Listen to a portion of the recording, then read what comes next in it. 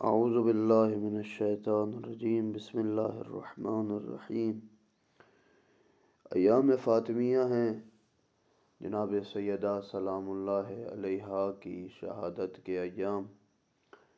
بعد از رحلت پیمبر تاریخ اسلام میں دو بڑے کام ہوئے۔ اصحاب نبی نے سقیفہ میں جمع ہو کر خلیفہ منتخب کر لیا، اور جیسے ہی خلافت کو سنبھالا، حکومت کو سنبھالا، فوراً ہی جناب سیدہ کے باغ فدق پر قبضہ کر لیا۔ جناب سیدہ کو جیسے ہی خبر ملی، فوراً مسجد میں تشریف لے آئیں اور وہاں پہ جا کر اصحاب کے مجمع میں اس خطبے کو ارشاد فرمایا، جو خطبہ فدق کے نام سے جانا جاتا ہے۔ اس کا ترجمہ آپ کی خدمت میں پیش کرنا ہے۔ بسم اللہ الرحمن الرحیم۔ ثناء کامل ہے اللہ کے لیے ان نعمتوں پر جو اس نے عطا فرمائی۔ اس کا شکر ہے اس سمجھ پر جو اس نے اچھائی اور برائی کی تمیز سکھائی ہے، یعنی وہ ذات پروردگار ہی ہے جو فطرتاً انسان کے اندر اچھائی اور برائی کی تمیز رکھا ہے۔ اس کی ثنا اور توصیف ہے ان نعمتوں پر جو اس نے عطا کی ہیں، یعنی ذات پروردگار نے ساری نعمتیں عطا کی ہیں، چاہے وہ نعمتیں مانگ کر ملی ہوں یا بغیر مانگے اس نے عطا کی ہوں۔ ان ہماگیر نعمتوں پر جن کی عطا کرنے میں اس نے پہل کی ہے، اللہ نے عطا کر دی۔ ان نعمتوں کی فراہمی میں تواتر کے ساتھ فراوانی ہے، یعنی اللہ کی جو نعمتیں ہیں، اللہ کی جو برکتیں ہیں، وہ لگاتار ہیں، تواتر کے ساتھ ہیں۔ ایسے نہیں ہے کہ ایک وقت میں ہے تو دوسرے وقت میں نہیں، جیسے کہ دن اور رات کے آنے میں، یہ بھی اللہ کی نعمت ہے۔ یہ نعمتیں دائرہ شمار سے وسیع تر ہیں، یعنی بغیر کسی حساب و کتاب کے ہیں، انسان انہیں شمار نہیں کر سکتا۔ ان کے ادائے شکر کی حدود تک رسائی بھی ممکن نہیں ہے کہ انسان ہر ایک نعمت کا شکریہ ادا کرنے شروع ہو جائے تو انسان نہیں ادا کر سکتا، اور انسان کی بے پایانی کا ادراک کرنے سے بھی قاصر ہے انسان، یعنی انسان نہیں کر سکتا اللہ کو ادراک مکمل طور پر۔ ہاں، ایک کچھ چیزیں کر سکتا ہے، وہ خالق ہے، وہ مالک ہے، بس اس سے آگے نہیں جا سکتا، انسان قاصر ہے۔ نعمتوں میں اضافہ اور تسلسل کے لیے لوگوں کو شکر کرنے کی ہدایت کی ہے۔ یہ اللہ ہی ہے جو شکر ادا کرنے کی توفیق دیتا ہے۔ حمد کا حکم اس لیے دیا کہ نعمتوں میں فراوانی ہو، ایسی نعمتوں کی طرف دعوت دی ہے جو خود بندوں کے لیے مفید ہے۔ میں گواہی دیتی ہوں کہ اللہ کے سوا کوئی معبود نہیں، وہ یکتا ہے اور اس کا کوئی شریک نہیں۔ یہ جو کلمہ شہادت ہے، لا الہ الا اللہ، ایک ایسا کلمہ ہے جو اخلاص اس کا نتیجہ بنتا ہے کہ انسان کا خلوص آ جاتا ہے۔ کلمہ توحید کے ادراک کو دلوں میں جاگزین کیا اور اس کے ادراک کے ذریعے ذہنوں کو روشنی بخشی۔ نہ وہ نگاہوں کی محدودیت میں آ سکتا ہے، نہ ہی زبان سے اس کا وصف بیان ہو سکتا ہے۔ وہم و خیال اس کی کیفیت کو سمجھنے سے قاصر ہے۔ وہ ہر شے کو لا شے سے وجود میں لایا، یعنی وہ ذات پروردگار ہے۔ یہ انسان ہوتا ہے، کوئی شے بناتا ہے، پہلے اس کے پاس نمونہ ہوتا ہے، اسے دیکھ کر بناتا ہے، یہ چند اشیاء کو ملا کر بناتا ہے۔ لیکن ذات پروردگار نے جیسے ہی اس کائنات کو خلق کیا ہے، اس سے پہلے نہ اس کے پاس نمونہ تھا، نہ اس کے پاس اشیاء تھی۔ وہ بغیر شے اور اشیاء کے، بغیر نمونے کے اس نے تمام چیزوں کو خلق کر دیا، کسی نمونے کے بغیر ان کو ایجاد کیا، اپنی قدرت سے انہیں وجود بخشا، اپنے ارادے سے ان کی تخلیق فرمائی۔ ان کی ایجاد کی اسے ضرورت تھی، نہ کہ اس صورت گری میں اس کا کوئی مفاد تھا۔ ضرورت کیا تھی؟ یعنی انسان کے لیے ضرورت تھی کہ انسان کو جو بنایا ہے اس کے لیے زمین بھی ضرورت، آسمان بھی، چرند پرند، دریا و سمندر، پہاڑ، سب چیزیں اس کی ضرورت ہے۔ اپنی ذات کے لیے، اپنی مفاد کے لیے نہیں بنایا، وہ صرف اپنی حکمت کو آشکار کرنا چاہتا تھا، اطاعت و بندگی کی طرف توجہ دلانا چاہتا تھا، اپنی قدرت کا اظہار کرنا چاہتا تھا، مخلوق کو اپنی بندگی کے دائرے میں لانا چاہتا تھا، اپنی دعوت کو مستحکم کرنا چاہتا تھا، اپنی اطاعت کو باعث ثواب اور معصیت و گناہ کو عذاب قرار دینا چاہتا تھا۔ اس کے بندے اس کے غضب سے بچتے رہیں، اس کی جنت کی طرف گامزن رہیں۔ میں گواہی دیتی ہوں کہ میرے بابا محمد صلی اللہ علیہ وآلہ وسلم اللہ کے عبد ہیں اور اس کے رسول ہیں۔ اللہ نے ان کو رسول بنانے سے پہلے انہیں منتخب کیا، ان کی تخلیق سے پہلے ہی ان کا نام روشن کیا، مبعوث کرنے سے پہلے انہیں منتخب کیا، جب مخلوقات ابھی پردہ غیب میں پوشیدہ تھی، یعنی ابھی مخلوقات سامنے نہیں آئی تھی، اللہ کے علم میں تھا لیکن خلق نہیں کیا تھا، وحشتناک تاریکی میں تھے، یعنی ان کا کوئی نام و نشان نہیں تھا، عدم کے آخری حدود میں تھی، یعنی وہ تھی ہی نہیں، نہ کہیں خیال میں تھا نہ کوئی وہم میں تھا، کہیں بھی نظر نہیں آیا۔ اللہ کو اس وقت بھی آنے والے امور پہ آگاہی تھی، آئندہ رونما ہونے والے ہر واقعے کو جانتا تھا، تمام مقدرات کی جائے وقوع کی شناخت تھی۔ اللہ نے رسول کو اپنے امور کی تکمیل، اپنے دستور کے قطعی ارادے، حتمی مقدرات کو عملی شکل دینے کے لیے مبعوث کیا۔ رسول خدا نے اس وقت اقوام عالم کو اس حال میں دیکھا کہ وہ دینی اعتبار سے فرقوں میں ہیں، کچھ اپنے آتشوں کی پرستش کرتے ہیں، کچھ پوجا کر رہے ہیں بتوں کی، معرفت خدا سے دور ہیں، منکر ہیں۔ اللہ نے میرے والد گرامی کے ذریعے اندھیروں کو اجالا کر دیا، دلوں سے ابہام کو دور کر دیا۔ میرے والد نے لوگوں کو ہدایت کا راستہ دکھایا، گمراہی سے نجات دی، اندھے پن سے دور کر دیا، دین کو استوار کیا، راہ راست کی طرف انہیں دعوت دی۔ پھر اللہ نے آپ کو اپنے پاس بلا لیا، شوق اور محبت، اختیار اور رغبت کے ساتھ آخرت کی ترغیب دلائے کہ چلے گئے، یعنی اللہ نے ان کو اپنی طرف بلا لیا۔ اب دنیا کی تکلیفوں سے آزاد ہیں میرے بابا، مقرب فرشتے ان کے گرد ہیں، اپنے رب غفار کی خوشنودی، خدائے جبار کے سائے رحمت میں، اللہ کی رحمت ہو اس کے نبی امین پر جو ساری مخلوقات سے پسندیدہ ہیں، اللہ کا سلام ہو، اس کی رحمت و برکتیں ہوں۔ پھر اہل مجلس کی طرف متوجہ ہوئے اور فرمایا، اللہ کے بندو، تم ہی تو اللہ کے امر و نہی کے علمدار ہو۔ یہ مہاجر اور انصار کو ارشاد فرما رہی، اللہ کے دین اور اس کے وحی کے ذمہ دار ہو، تم اپنے نفسوں پر اللہ کے امین ہو، دیگر اقوام کے لیے تم ہی مبلغ ہو، یعنی تمہیں ہی میرا بابا بھیجتا تھا، جاؤ فلاں علاقے میں جا کے تبلیغ کر رہا، وہاں جا کر میرے رسول کا پیغام تم ہی پہنچاتے تھے، وہی کہتے تھے اللہ کا پیغام پہنچاؤ، اس کی طرف سے برحق رہنما تمہارے درمیان موجود ہے۔ وہ امیر المؤمنین کی طرف اشارہ کیا، تم سے عہد و پیمان سے پہلے سے لیا جا چکا ہے، آپ نے ایک گرام بہت ذخیرے کو تمہارے درمیان جانشین بنا، اللہ کی کتاب بھی ہمارے درمیان ہے، یہ اللہ کی ناطق کتاب ہے، سچا قرآن ہے، چمکتا نور ہے، روشن چراغ ہے، عبرت ہے اس کے اندر اسرار و رموز ہے، ظاہری معنی روشن ہے، اور اس کے جو پیروکار ہے، اس کی اطاعت کرنے والا ہے قرآن کا، وہ قابل رشک ہے، اس کی پیروی کرنے والا اللہ کا قرب حاصل کرے گا۔ اسے سننا بھی ذریعہ نجات ہے، اس قرآن کے ذریعے اللہ کی روشن دلیلوں کو پایا جاتا ہے، بیان شدہ واجبات کو، منع شدہ محرمات کو، ہر ایک چیز قرآن میں موجود ہے، دلائل موجود ہیں، مستحبات ہیں، جائز ہیں، مباحات ہیں، واجب ہیں۔ اللہ نے ایمان کو شرک سے تمہیں پاک کرنے کی یہ توفیق ہے، یہ جو ایمان ہے یہ تمہیں شرک سے دور کر دیتا ہے۔ ابھی بھی ہر ایک چیز کے بارے میں بتاتی ہے کہ نماز تمہیں تکبر سے بچاتی ہے، زکوٰۃ تمہارے نفسوں کو پاک کرتی ہے، تمہارے رزق میں اضافہ ہوتا ہے، روزہ تمہیں اخلاص پیدا کرتا ہے، حج دین کو تقویت پہنچتی ہے، عدل انصاف دلوں کو جوڑتا ہے، ہماری اطاعت یعنی آل محمد کی اطاعت امور میں ہم آہنگی ہوتی ہے، یعنی یہ سب چیزیں امت کو آپس میں جوڑ کے رکھتی ہیں، ہماری امامت کو تفرقے سے بچا کے رکھا ہے، جہاد کو اسلام کی سربلندی قرار دی ہے، صبر کرنے والا ثواب کا مستحق ہوتا ہے، عمل بالمعروف عوام کی بھلائی ہے، والدین پر احسان کرنا قہر الہی سے بچنے کا سبب ہے، صلہ رحمی کرنے والا عمر اس کی بڑھتی ہے اور افراد کی کثرت ہوتی ہے۔ قصاص کیا ہے کہ خون کی قیمت ہے، کہ انسان اگر قصاص نہ ہوتا تو آج ہر بندہ دوسرے کو قتل کر رہا ہوتا، اگر قصاص تو انسان کی حرمت کا سبب بنتی ہے۔ وفا بالنظر ہے، مغفرت میں تاثیر، جیسے انسان منت مانتا ہے میں فلاں کام کروں گا، اگر اس منت کو پوری کرتا ہے، وفا کرتا ہے تو فرماتی ہیں کہ اس کی بخشش ہوتی ہے۔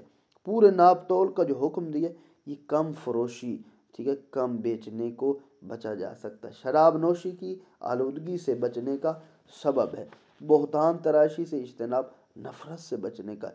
چوری سے جو پرہیز ہے وہ شرافت کا سبب ہے۔ شرک کو ربوبیت کو خالص بنانے کا سبب ہے۔ شرک سے دوری، اے ایمان والو اللہ کا خوف کرو جیسا کہ اس کے خوف کرنے کا حق ہے، مگر اس حال میں کہ تم مسلم ہو۔ اس نے جن چیزوں کا حکم دیا، جن چیزوں سے روکے، ان میں اللہ کی اطاعت کر، کیونکہ بندوں میں سے صرف علماء ہی اللہ سے ڈرتے۔ پھر فرمایا ایھا الناس اعلموا انی فاطمہ، اللہ اکبر۔ بی بی اپنا تعارف کرواتی ہیں اصحاب کے درمیان، کتنا بڑا سخت مرحلہ ہے۔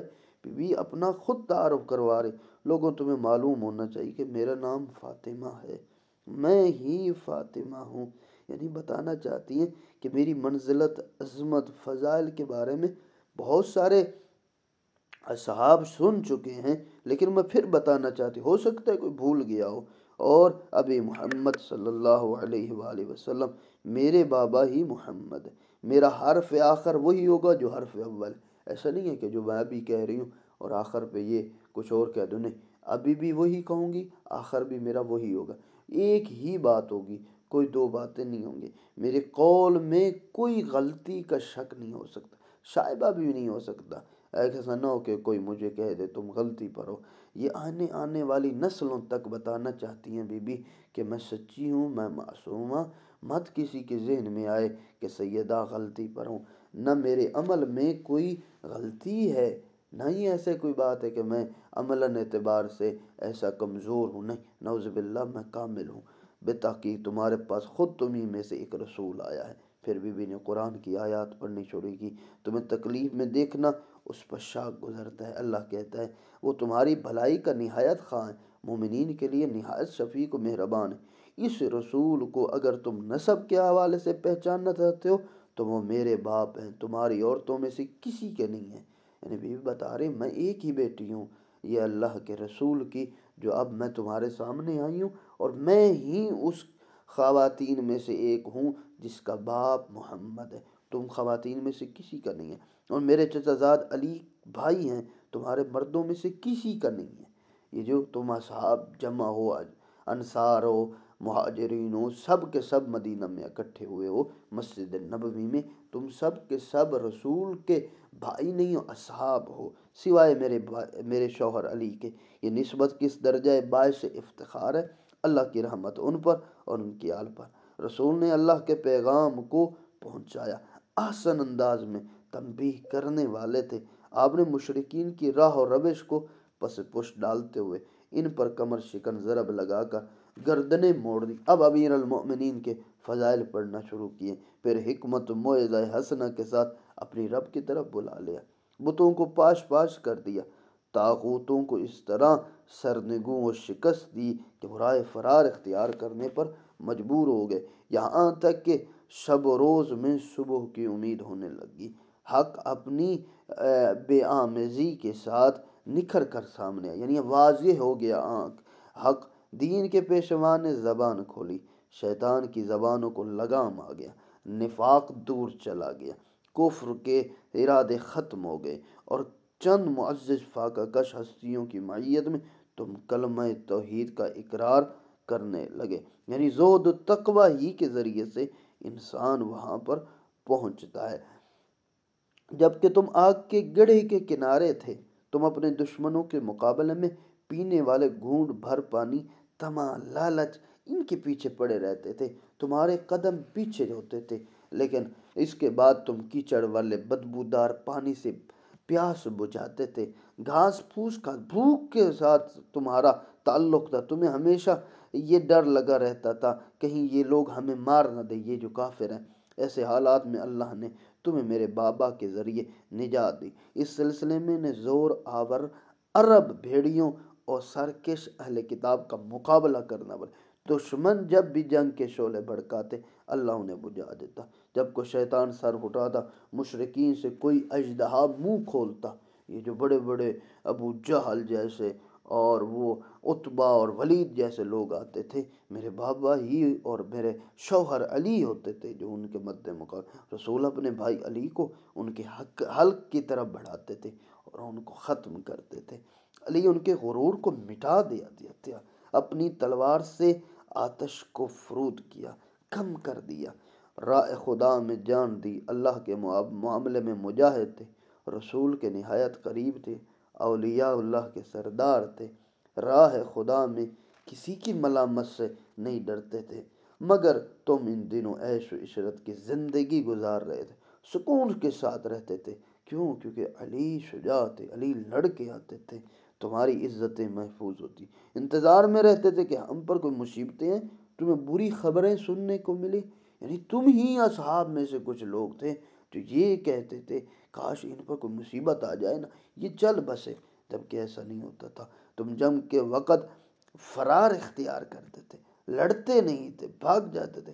پھر جب اللہ نے اپنے نبی کے لیے اپنا مسکن انبیاء یعنی آخرت کی طرف بلایا، اس کو پسند کیا، تو تمہارے دلوں میں نفاق نکل آیا، دین کا لبادہ اتار دیا، ضلالت کی زبانیں چلنے لگی، لوگوں نے سر اٹھانا شروع کر دیا، باطل کے سرداروں نے گرجنا شروع کر دیا، دم ہلاتے ہوئے تمہارے اجتماعات میں آ گئے، شیطان بھی اپنی مکین گاہ سے نکلنے لگا، اس نے تمہیں اس دعوت پر لبیک کہتے ہوئے پایا، مکر و فریب کے ساتھ اس نے تمہیں بلایا، اور تمہیں دیکھا کہ تم بڑے آہستہ چل رہے ہو، تمہارے اندر اس نے جوش کو پیدا کر دیا تاکہ اسلام کی مخالفت کرو، اس نے تمہیں بھڑکایا تو فوراً غضب میں آ گئے، غصے میں آ گئے، اپنے نشان دوسروں کے اونٹوں پہ لگانے لگے۔ ایک بی بی نے محاورتاً استعمال کیا ہے، عموماً عرب کے لوگ اپنے جانوروں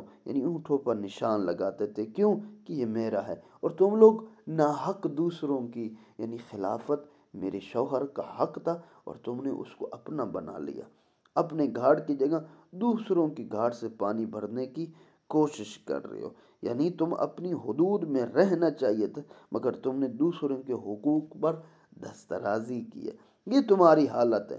ابھی عہد رسول قریب ہی گزرا ہے، زخم گہرا ہے، ابھی رسول کی شہادت ہوئی، رسول دنیا سے گئے اور ابھی تک ان کا زخم نہیں بھرا، ابھی رسول کی تدفین نہیں ہوئی تھی کہ تم نے فتنے کا بہانہ بنا کر جلدی کی، یعنی تم لوگ سقیفہ میں اکٹھے ہو گئے اور وہاں پر خلیفہ منتخب کر لیا، دیکھو یہ تم فتنے میں پڑ گئے۔ بی بی نے قرآن کی آیت پڑھی اور کہا جہنم نے ان کافروں کو گھیر رکھا ہے، تم سے بعید تھا کہ تم نے یہ کیسے سوچا کہ تم ایسا کرو گے؟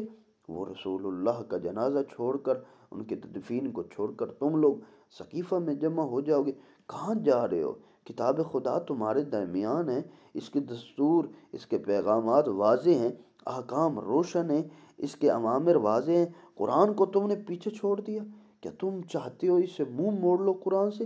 کیا تم اس کے بغیر فیصلے کرنے چاہتے؟ یہ ظلم ہے اور ظالم کے لیے برا بدل ہے۔ جو شخص جیسے قرآن کہتے ہیں اسلام کے سوا کسی اور دین کا خواہ اسے ہرگز قبول نہیں کیا جائے گا، ایسا شخص آخرت میں خسارہ اٹھانے والوں میں سے ہوگا۔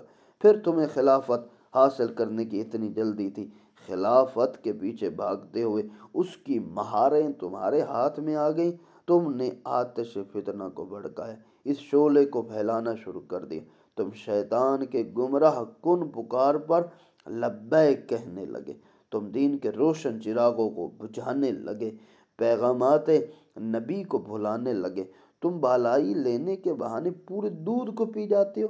یعنی یہ بھی ایک مثال دی ہے کہ اس شخص کے بارے میں کہا جاتا ہے جو کسی کے لیے بظاہر تو کام کرتا ہے، یہ کیا کہنا، آؤ جناب فتنہ ہو رہا ہے، آؤ جناب لڑ رہے ہیں، اس کو دوری کرنے کے لیے تم لوگ کیا کرنے لگے، پھر تم در حقیقت اپنے مفاد کے لیے سارا رسول کی اولاد اہل بیت کے خلاف خفیہ چالیں چلتے ہو، تمہاری طرف سے خنجر کے زخم، نیزے کے وار کے باوجود ہم صبر سے کام لیں گے۔ ابھی بھی نے اپنا بتایا، اب تمہارا یہ خیال ہے کہ رسول کی میراث میں ہمارا کوئی حصہ نہیں؟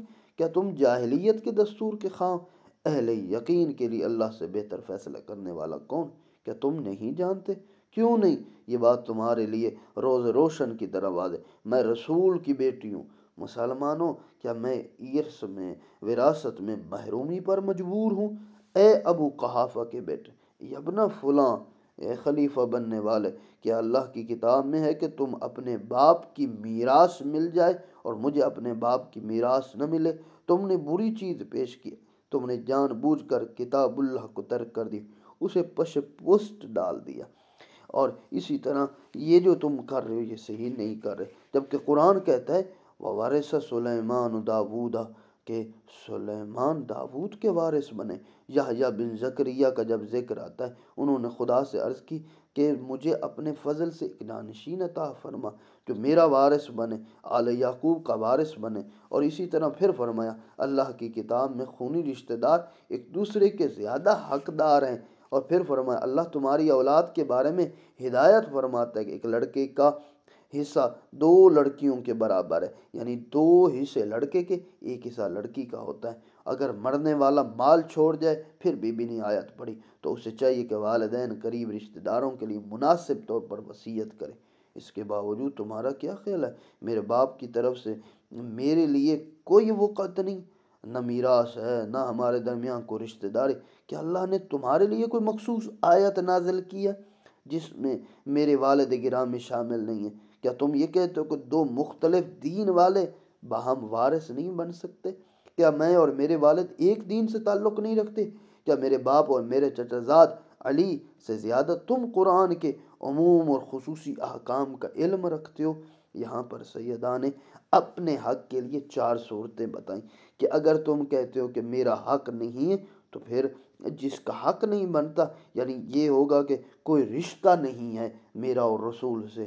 یہ ایک صورت، یا قرآنی آیات کوئی دکھاؤ جو میرے بابا سے مستثنا ہو، کہو یہ نبی نہیں بن سکتا، وراثت نہیں چھوڑ سکتا۔ یا تیسری صورت کہ میرا دین اور میرے بابا کا دین اور ہے۔ چوتھی یہ صورت کہ قرآن کی کوئی دلیل لے آؤ، کوئی عام خاص ایسی کوئی بات ہے؟ فرمایا نہیں، کہ پھر 4 صورتوں میں سے کوئی صورت نہیں ہے ایسی، پھر میں بابا کی میراث کی وارث کیوں نہیں بن سکتی؟ لے جاؤ میری وراثت کو اس آمادہ سواری کی طرح جس کی مہار ہاتھ میں ہو۔ تمہارے ساتھ حشر میں میری ملاقات ہوگی، جہاں بہترین فیصلہ سنانے والا اللہ ہوگا، اور میرے بابا کی سرپرستی ہوگی۔ عدالت وعدگاہ قیامت ہوگی۔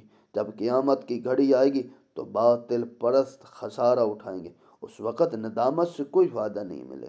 ہر خبر کے لیے وقت مقرر ہے، ان قریب تمہیں معلوم ہو جائے گی کس پر رسوا کن عذاب آتا ہے، کس پر دائمی عذاب نازل ہوتا ہے۔ پھر انصار کی طرف متوجہ ہوئیں، کہا اے بزرگوار، اے ملت کے بازو، اے اسلام کے نگاہ بانو، میرے حق میں اس طرح سستی کر رہے ہو کہ مجھے میرا حق دلانے میں تم اتنی کوتاہی کر رہے ہو؟ کہ اللہ کے رسول اور میرے بابا بزرگوار یہ نہیں فرماتے تھے کہ شخصیت کا احترام اس کی اولاد کے احترام کے ذریعے برقرار رکھا جاتا ہے؟ کہ اگر اس کی اولاد کی عزت اور احترام ہے تو اس کا مطلب ہے کہ تم لوگ اس کے بزرگ کے احترام کرتے تھے۔ یعنی آج اگر میری عزت نہیں کر رہے، میرے حق نہیں دلوا رہے، در حقیقت تو میرے بابا کی بھی عزت نہیں کرتے تھے۔ کس جلدی سے تم نے بدعت شروع کر دی، کتنی جلدی سے اندر کی غلاظت باہر نکال آئی، حالانکہ تم میری کوششوں میں تعاون کر سکتے تھے، میرے ساتھ چل سکتے تھے، میرے مطالبے کی تائید کر سکتے تھے۔ کیا تمہارا یہ گمان ہے کہ میرے بابا اس دنیا میں نہیں رہے لہذا ہم پر کوئی ذمہ داری نہیں؟ ایسی نہیں ہے۔ ان کی رحلت عظیم سانحہ ہے جس کی دراڑ بہت بڑی ہے، اتنا بڑا زخم ہے جس کو بھرا نہیں جا سکتا۔ ان کی رحلت سے زمین پر اندھیرا چھا گیا، سورج اور چاند کو گرہن لگ گیا، ستارے بکھر گئے، امیدیں ٹوٹ گئیں، پہاڑ ٹوٹ گئے۔ حضور کی رحلت کے موقع پر نہ تو حرم رسول کو تحفظ ملا، نہ ہی حرمت رسول کا لحاظ رکھا گیا۔